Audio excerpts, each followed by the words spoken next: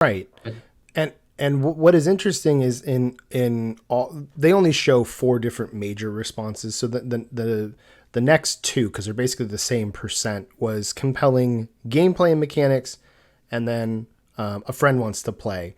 And what is not on here is price. So which is right, weird because we just saw the word cloud, and the word cloud had price, cost, expense all over the place. And I know later in the poll it addresses the price of the game, but for whatever reason, the thing that gets people kind of why might you want to start playing a new game, price is not listed here, and it's more visuals, or it's going to be or they think it will be fun rather than their wallet. right, I think having also, before all the artist stuff, I went into psychology and neuro-linguistic programming. Mm-hmm. So I always find interesting like the separation between what people say and how they act, Yeah, right.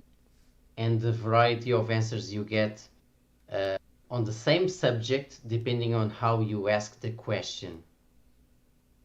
So it's really interesting that there is no price here, because you constantly hear in discussions, even in internet forums, that I already invested, like, I don't know, $1,000 on my Mm-hmm. Warhammer army, so Mm-hmm. I don't want to change faction, or I don't want to change to a new game. Right. But that's what people say. From what I see them acting as, is that if they are really interested in something, it doesn't really matter the price, because it piqued their interest so much that they are going to get into it, even if they have limited funds. And that's also one of those things that I see reflected in life. Like you might be having financial difficulties, or you might think that um, I don't know, the that particular console or that particular device isn't worth it, but you're gonna make the financial sacrifice to buy an iPhone, for example. And you see that a lot, you know, because people interpret the value of the objects in a different way, independent of pricing. Right. So And it's very subjective. yeah, that's it. So if you really pique people's interest, they are ready to cover whatever that price is. I mean, that's why certain brands, again, like Apple, can sell you overpriced stuff. That's very true. That's another subject. Right. So moving on, the next slide addresses that there's two different topics. So about 44% of players polled considered gameplay mechanics to be the most important element of a war game, while about 56% said that collectability is the least important. So first, it was as far as on the scale, most important being mechanics, which is again interesting because setting ranked so high just a second ago. Yeah.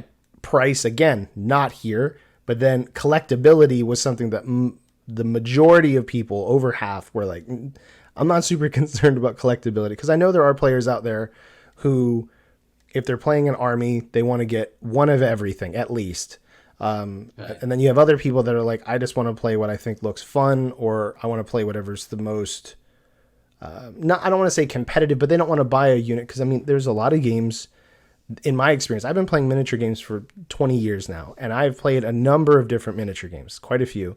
And there have been several miniature games, like Mech Warrior Dark Age, for example, that had models that for certain factions were basically useless. There was no reason to take that model at the point cost that it was versus another one that was in the same faction. It was whether or not you owned them, and a big part of Mech Warrior Dark Age was collectability, but Right. and a lot of stuff with Whiz Kids at the time was that way. But you some units were just garbage, so collecting them The really wasn't any purpose other than you wanted collecting to. and playing, they just applied the business model of collectible card games to miniatures. That's what they Right, did. exactly. And yeah, this has all been psychologically studied. You know, if you only have good units, people won't feel they are as good. So Which is weird, right? yeah, so not only do you want to, obviously to have filler, which isn't the case with 40k because it's not a blind booster business model, right? Mm-hmm. But but you do want to have units that aren't as awesome so that others feel more awesome. Right. Even if even if the consequence of that is that people will think obviously the other ones are crap and they don't even buy them. But just the fact that they exist and they know those units suck automatically makes other units more attractive.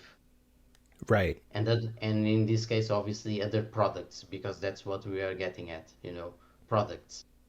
Right. Um,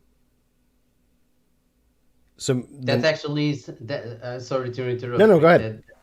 That's actually something interesting because I haven't really planned on having any crap Black Star units.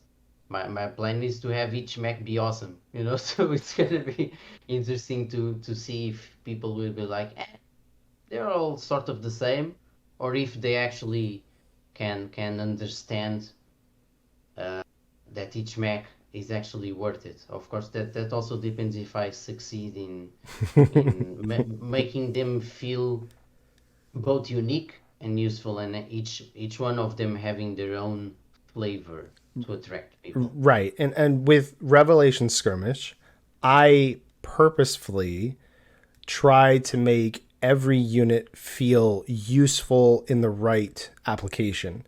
So even I designed the game to be a combined arms game, as I mentioned at the beginning of the episode, but I didn't design it so that the mechs were the heroes. I designed it so that infantry can be very lethal, tanks can be extremely lethal, and mechs are just obviously the eye candy of the table. But they each has a different sort of role in their category, and then the factions have their own sort of flavors. And that way, I didn't. What I don't like as a player is where the game creep comes in and where I bought this unit a year ago or 2 years ago, and now it was really good then, or it was decent then, and now as more models for my faction have come out, I've clearly seen that my beginning stuff was trash. And instead, because I can update the stats for everybody, because we have our stats website where everyone can build and print out their list, I can make sure that the very first models are still lethal even as we add new things, and that, you know, depending on how you want to build your list, you don't feel like you're wasted money. And at Right. the same time, each new item feels useful in a new application, so that it's just a different philosophy compared to other older miniature games of aging out things to encourage someone to buy the new stuff. I have more of the philosophy that if a player feels that their stuff is still useful, it kind of builds more of a trust from them to buy more from me, rather than I'm going to keep outdating stuff and bringing in new so that they keep buying the next new thing. But instead, they enjoy my setting and my game so much that they want to continue to support it. That they don't say, well, I bought a list 2 years ago and it's still just as useful, so I'm just not going to buy anything new. We all kind of know, probably as miniature gamers, most of us sort of have the, ooh, that's new, shiny thing, I got to get it Yeah. kind of feeling. So I think that's kind of already in us. So there's no point in kind of sabotaging the players to encourage future purchases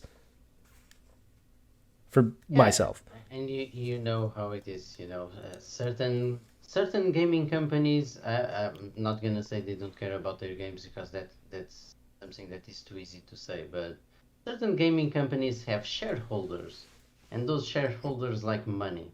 Very true. And you don't have shareholders, right, Rick? Not yet, no. So there's your answer. There's your answer. All right, so next slide. Rank how much the following weighs in your consideration to regularly play a specific war game. And this is more of a bar graph. So the two that they have here is affordable cost, and then the separate graph was lore and theme. And in both of them, this is one of those things where 1 being, super important and 7 being least, both of them were the second option was chosen. So most of the people who answered in this one said affordable cost was very important, but wasn't most important. And lore and theme, while first and second were close, the whatever the option was that they chose was very important, but not most important. And once again, you can see like the difference between what people say and what people actually do, because if we went with the absolute truth of what people say on the internet and some discussions like physically, then Games Workshop wouldn't be like worth hundreds of millions or billions or whatever they are worth, because people always complain Warhammer is too expensive and Yep. armies are Yep. insanely expensive and I Yep. need to sell a kidney to buy an army. Yep. But then what you see is that Games Workshop sells lots of miniatures. So people, obviously pricing and cost is a concern, but if you actually want something enough, you will pay the price for it. And then other stuff like, if the lore and the theme and the setting really interests you, that will override whatever the cost is. Yeah, to a